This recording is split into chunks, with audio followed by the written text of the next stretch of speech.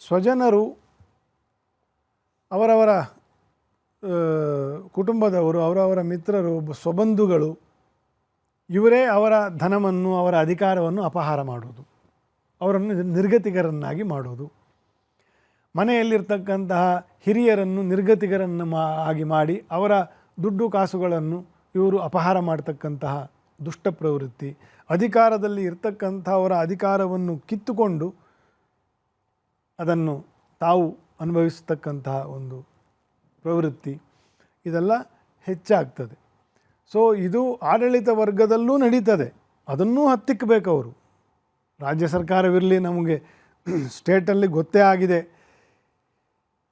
ಕಳೆದ ಎಷ್ಟೊಂದು ತಿಂಗಳುಗಳಿಂದ ಬರೀ ಅಧಿಕಾರವನ್ನು ಹೇಗೆ ಕಿತ್ತುಕೊಳ್ಳಿ ಹೇಗೆ ಕೊಡದೇ ಇರಲಿ ಅನ್ನೋದ್ರ ಬಗ್ಗೆನೇ ಚರ್ಚೆ ಆಗ್ತಾ ಇರೋದು. ತಿಕ್ಕಾಟ ಅದು ಇನ್ನು ಪ್ರಕೋಪಕ್ಕೆ ಹೋಗ್ತದೆ.